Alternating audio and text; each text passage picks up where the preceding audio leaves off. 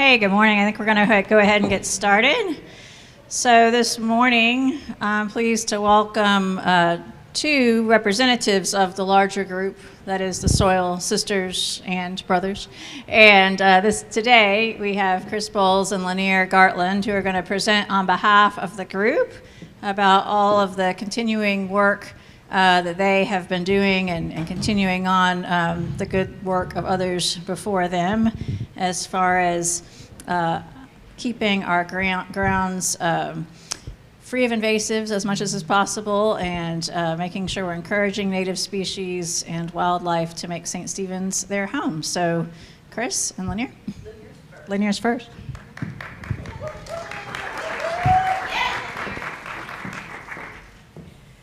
Good morning. We're really glad to be able to tell you about our native plant project here at St. Stephen's. And I wanted to say, if any of you are interested in plants and gardening, we'd love for you to come help us. And I see about half of you already are, so we appreciate it. So we call ourselves the Soil Sisters, and but we should consider changing that to the Soil Sisters and Sons or Sisters and Brothers, because we have a lot of guys that help too, and we don't want to discriminate. So several years ago, Chris and I began discussing the idea of getting rid of all the invasive species at St. Stephen's on our property and then replacing them with native plants. And at about that same time, the presiding bishop, Michael Curry, he set 3 priorities for the National Episcopal Church, and they were social and environmental justice, evangelism, and creation care. So our project fit right into his creation care, which was perfect. And also at about that time, John Burris came here, and he was very interested in creation care and even recruited Becky, I think, for part of that. But anyway, he expanded the idea of creation care into a larger endeavor, which included sustainability, solar power, LED light bulbs, holy hikes. I need my glasses, sorry. The beehives, and then our part of the project, which is native plants. And all of our clergy have been very supportive of us, and we appreciate that. But our native plant project is not just about beautifying the property. It's also about restoring native habitat to insects, birds, and other animals. And this is especially important in light of all the construction going on over across the street. And that all used to be woods and bushes and full of wildlife, and now they don't have anywhere to go, except a lot of them are coming here now, I think, for the birds especially. It's kind of their only sanctuary. We've seen a lot of a lot of different species that we hadn't noticed before since we started this project.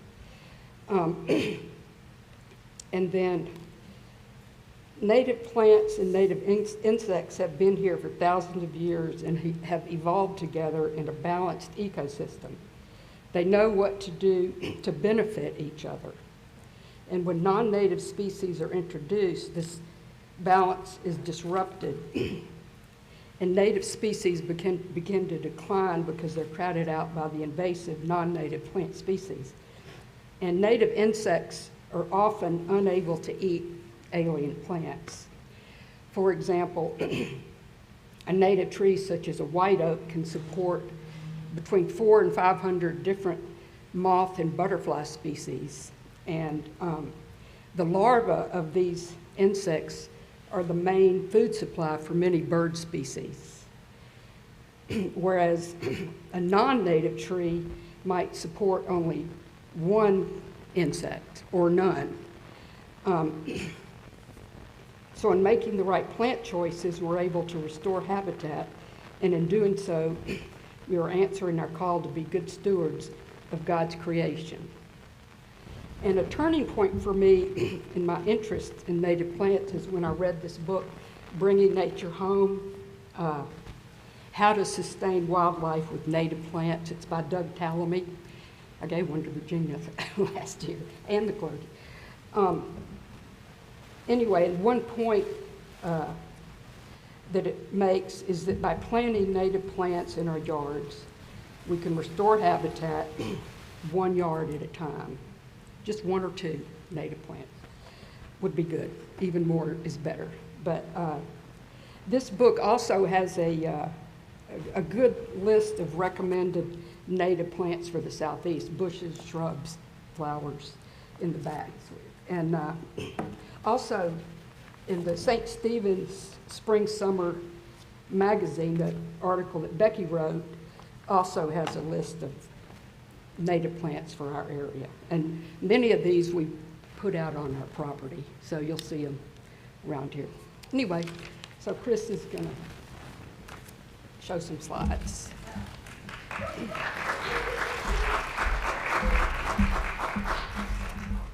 So this presentation is about our environment, everything.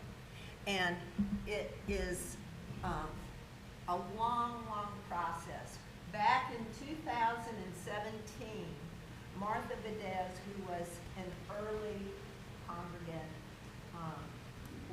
really, she and I were in touch at the Botanical Gardens because we took a lot of those native plant study classes together.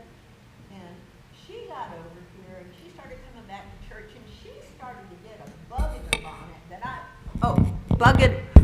bonnet that I almost couldn't stand. And she was desperate to get something done with this place. And I was very involved with other projects and wasn't that interested in taking on something as grandiose as this. Well, she died. She died in December. And what she left was this piece of paper. And that piece of paper had on it a way to, it just was a thing, a piece of paper. So after Martha died, Jane Pounds, I used to do the office angel thing. Jane Pounds came in, she gave me that piece of paper and she said, Martha wants us to do this. And I'm like, whatever. And so this is what we were faced with. You can see it on here a little bit, maybe, but all these plants that are growing, this is the forest, this was in 2017. You can see we are inundated with ivy. It grows all the way up those tall trees and it just starts killing out the trees. And we've got tons and tons of wisteria and that sort of thing.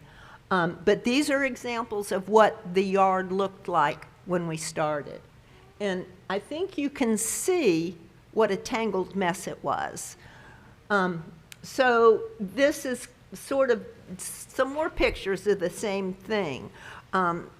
We had people come in for years and cut down trees that were a problem, but no one paid any attention to what you did with those trees. These are a couple of more slides. And the main reason I have this one on the right is that's the little space that's right next to the handicap parking space. And it was a thicket of smilax that we couldn't even get through, couldn't get to the top of it. The property was covered in privet. And when Tom Robert Shaw came out and he drilled all that holes in all the stumps and all the things and poured in poison. And I mean, we were a year getting rid of all of this stuff. We had to remove all the Elaeagnus privet, Chinese wisteria, Japanese honeysuckle, nandina, Japanese stiltgrass, English ivy, and mahonia. And there's probably a lot more that I didn't mention. And we had to learn to control things that were still native plants, but that were being very opportunistic in our area. So that included the poison ivy and poison oak and the smilax, Virginia creeper. And then we had lots and lots of trees that were wrong tree, wrong place. And so we sprayed. That was the first thing we did. Lanier got a guy to come over and he sprayed. And that's what it looked like. It's just sprayed down to nothing. and I'm just going to go over this real quickly, we had to remove.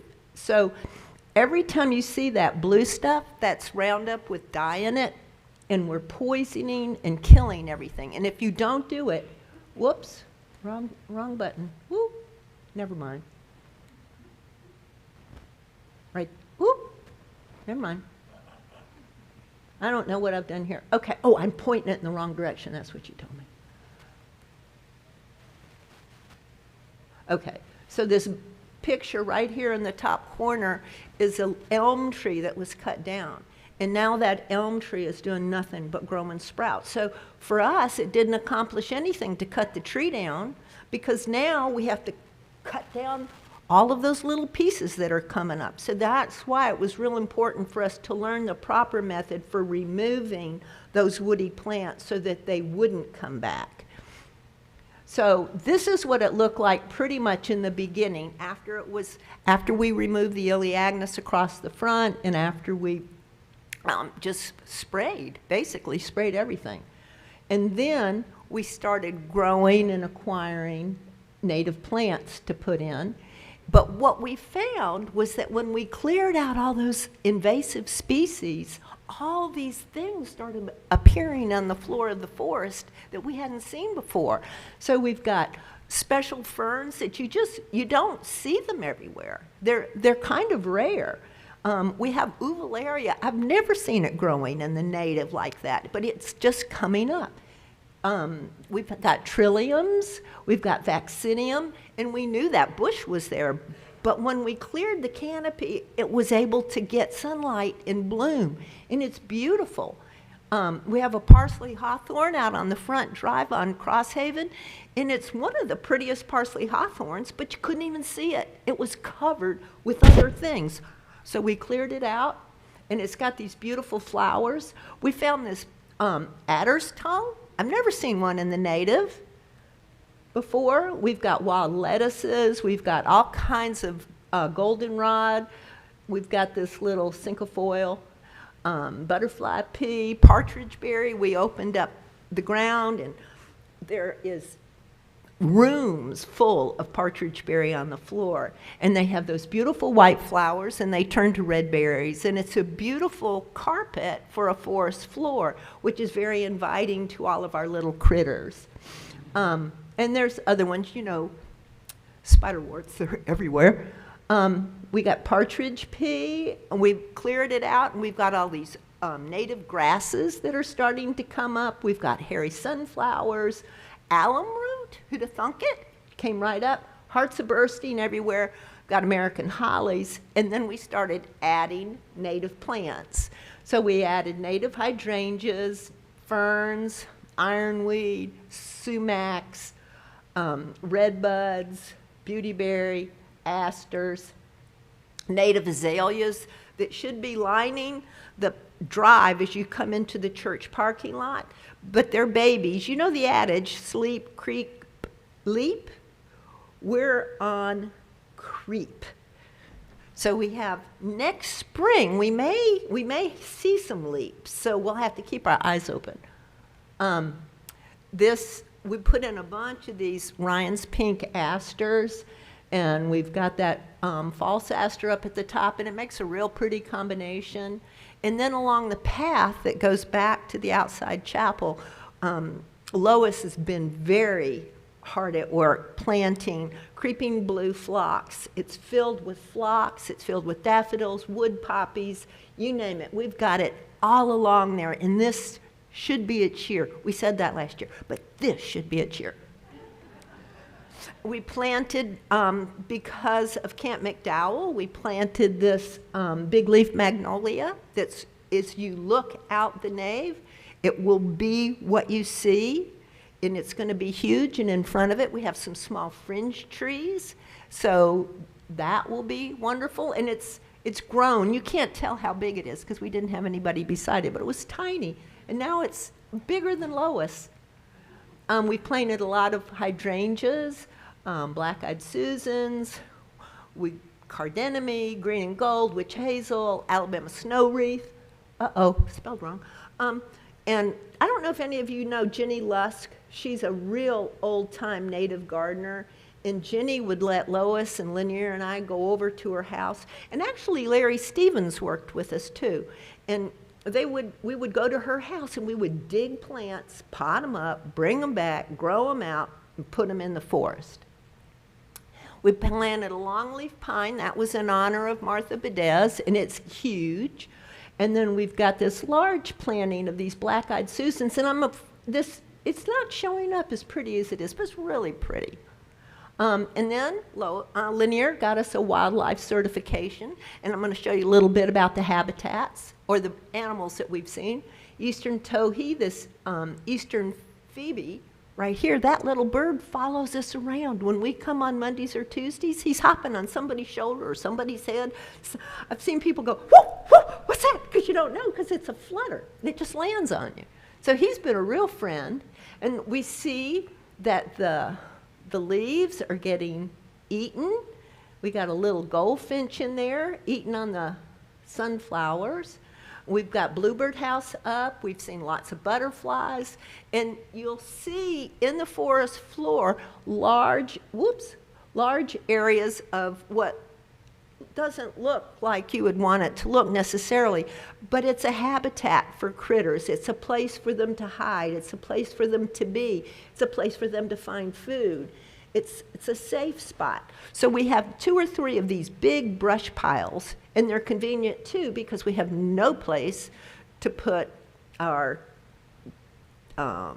debris when we take it down. But if it's big enough, we get Miss Kitty and her crew to come over. We pile it up and they chip it up. So we've got these huge piles of wood chips that now we'll be able to spread around and enrich our soil. And you can see the hosta over here has been eaten, and that's the first sign that we knew we had deer here.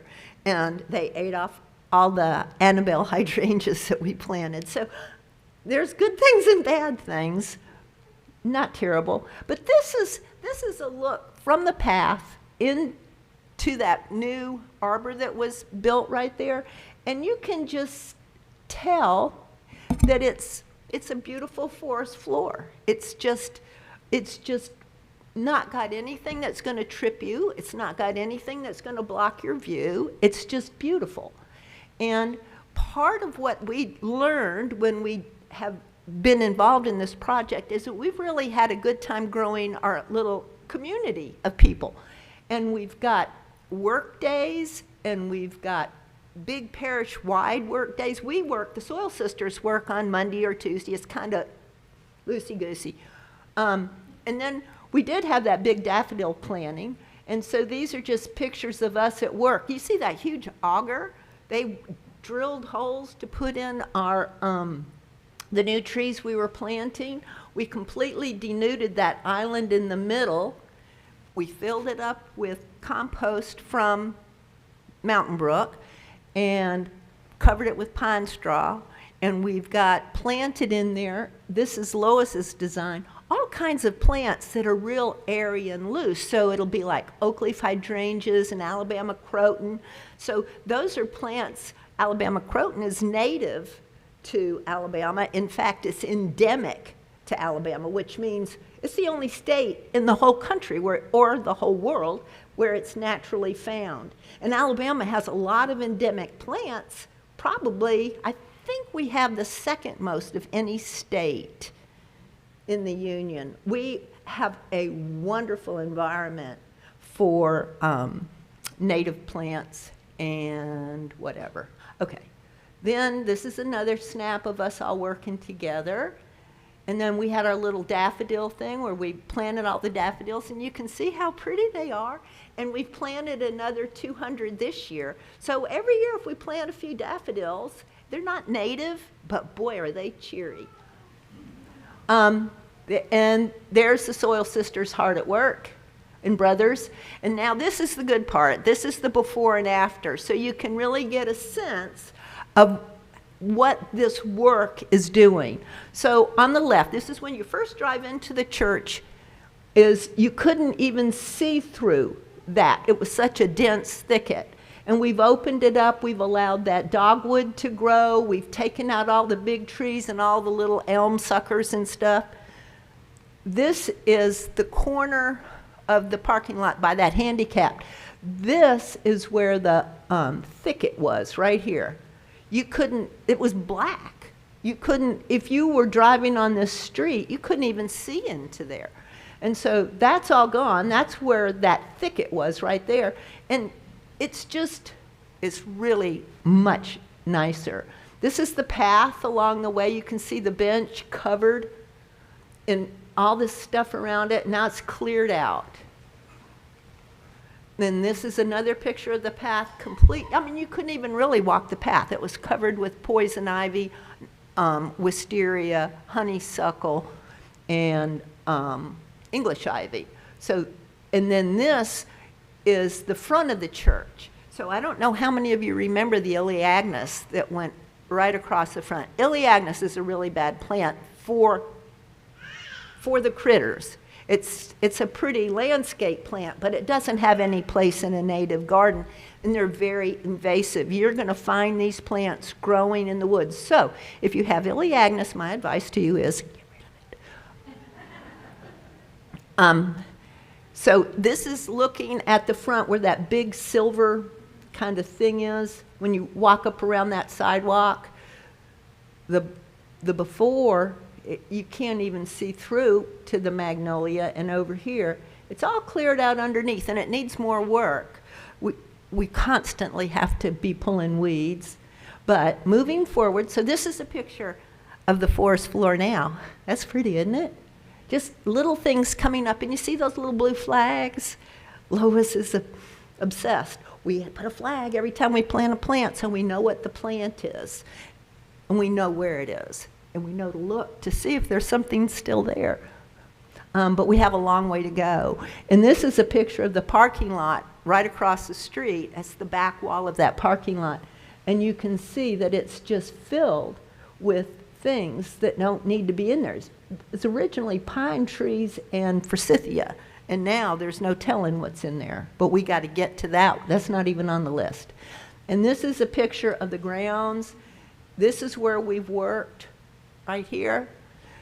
All of this. This is a thicket of pine trees right here. It's a thicket. All of these islands have weeds growing up out of them, and things like, if you go on this little wall here, there's sweet gum trees growing up out of the vines that were planted there as the landscape thing. So all that needs to be cleaned up. And we're getting a bid from people to find out, and these are just 3 of the areas that we want bids on. One is to clean up that parking lot. One is to mow down Billy's lot completely so Lois and I can come back and strategically spray. It's really out of control. And this big area up in here. And then you know that space where you walk into the parish hall through that portico on either side of that is really, really unattractive. It should be the prettiest place in the church because you're walking in and you're walking right through this beautiful pathway and the beautiful portico, and then there's weeds and pine straw. And so this is the end, but we have so much to do, and you can just look at those items and get an idea, but it is really hard for the Soil Sisters to keep it up. It's almost impossible. You can imagine how big this is. So we have to, when we're doing those heavy-duty sprays, we have to hire someone and engage them to do it properly so that there's no risk. We really have a vision of having this be like a park where people come and people bring their families and people bring their animals. So we need a poop station or 2. We need benches where people can sit. It'd be nice to have some garbage cans that were permanent kind of garbage cans out there. But all of that's way down the road. But that's the end of my story. And it really didn't take me very long at all to go through that. So if y'all have any questions about anything, Carol. How is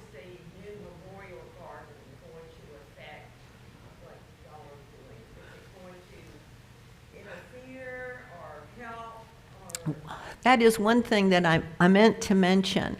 You can tell a big difference. If you were looking out the windows of the church and all you could see is green, it's beautiful, right? But when all you can see it's green and it's nothing but wisteria and poison ivy, it's bad. And so we've marked all the trees in the memorial garden that have to come down. When you look out those windows, you're not going to see green. You're going to see bare spaces. You're going to be able to see Overton Road.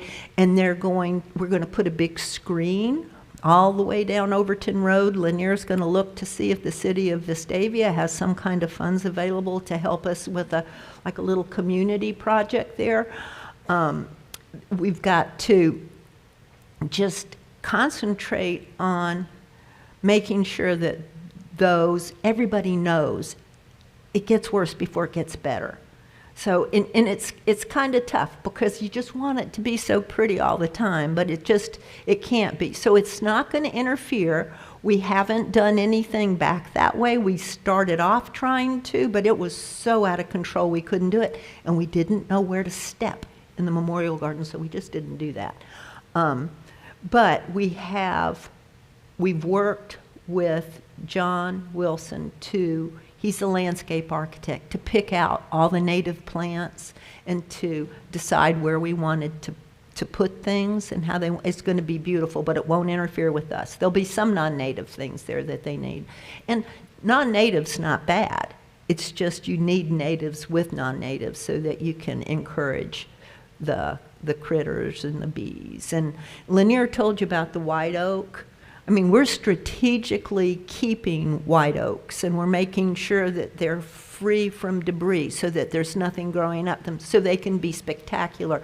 Because if you can think of one tree, that there isn't another tree in Alabama that supports more wildlife than that one white oak. And it's a really important tree. And we're looking through trees of Alabama, and we're looking for trees that we don't have in our forest that should be here. And we're trying to source those trees to get them, to put them in. That was real long. Sorry. Any other questions? Yes.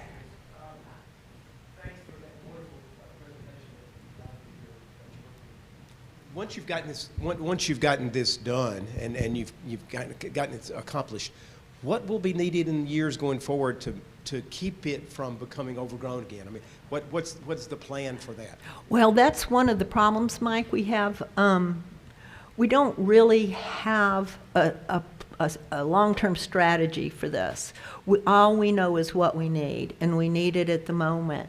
And the church has been generous. We've had plenty of funds. We pretty much get whatever we need, but there's just 20 of us, with a shovel in our hand and a thing trying to do it. But so we can't. It's impossible for us to maintain it. The problem is when you have an area that is filled with native plants, whoever is the maintenance person has to be totally aware of what's good and what's bad, because you just can't go through. You can't just spray randomly and not be aware of what's around you. So the maintenance for this kind of a property, if we want to maintain it properly, would probably be, somebody 8 hours a week, every week, for 52 weeks out of the year. There's always something that needs to be done. So that's a big thing. We don't have ongoing maintenance. And the reason the forest is in the shape that it's in is it was never a part of the plan to maintain it. It was always just to put it in. So Boy Scouts come in, put in a nice little trail, put in a few little things, and the next thing you know, it's totally overgrown, and it's, what was that for? So we need a plan, but that's on our list of things. Any other questions? Yes, Louise? Do you want to touch a little bit on Billy's Garden? I across the street? can, and I didn't do it because it would have been Another whole project to a talk whole about. nother Yeah. project. Well, just But- mention it. I will. So Billy's Lot, the vision for Billy's Lot is that it's a prairie, and it's filled with prairie plants. So black-eyed Susans and Joe Pyeweed, and we've made it so that there are these water flow areas that go into a swale. And in the swale, we've got cattails, we've got lobelia, we've got all kinds of things that like to grow in a wet environment, but you can't see them because when we did all of our planting, we didn't realize the next year all those seeds that we dug up and moved around would come up. And so everything that's been hibernating in that lot for however many years appeared this year. And we can't even find the paths at this point. So we have a lot to do on Billy's lot. But the idea is that it's going to come down. There's going to be an alley of fruit trees along the side of the parking lot between Billy's lot and our parking lot. And on the other side, we've done the altar guild flowers, and we've put in probably 50 or 60 plants that the altar guild's going to start, flower guild is going to be able to start cutting from, and we'll maintain that. We've put in the shed, we've put in the screen around the shed, we've made the paths, we've cut out the ditches, made the swale, and you can't see any of it. So don't be alarmed. It's a garden in progress, and it is all good stuff that's in there. I mean, it's just grasses and native wild things. So it's not like it's anything bad. It's just out of control. Yes? So for those of us who maybe disdain yard work or are not knowledgeable on native plants, what are you looking for from the church in terms of how can we, if we want to be involved in help, what are you looking for in terms of help from those who maybe can't physically come and help or don't enjoy yard work, but want to still support and be involved? Oh, that's a good one. Well, there's a lot of things. One is we're always in need of plants, different kinds of plants, different sizes. The bigger the plant, the more expensive it is. So we're not really buying mature plants. We got about, I think it was 25 or 30 small seedling trees from the botanical gardens. They just gave them to us, and some of them are kind of real unusual, but they were all trees that are native to Alabama, that the seeds were grown at the gardens from trees that were the best trees they could find around here to support to have good strong trees to grow up. So we've got lots of those planted. We're trying to put in some succession planting. So we had things that we're having, black cherry's a good example. That is a very short-lived tree, and it's beautiful, and it's great for the insects and stuff, but they die pretty quickly. So we have to put new ones in to give them a good, healthy start. So people could do things like, I mean, if you have gardening supplies that you don't want, we could put them in the shed back there. If you want to make contributions to the church in care of creation, if you have a special interest and you want to just give money, that works too. The Soil Sisters work on Mondays or Tuesdays usually, most weeks, and we just come in and we just start out. A lot of times we have to water. We don't think about this. This is woods, and you put a new plant into the woods and you don't have any way to water it. We're carrying 5-gallon buckets of water around the forest to keep our plants alive during a drought. So maybe a sprinkler system. There's all kinds of things that would be helpful. And if anybody had native plants that they were growing in their yards and they wanted to share them, they could share those. Maybe one day we'll be able to share back as soon as our little group of plants gets bigger and bigger. So that's it. Any more questions? All right. Oh, got one back here.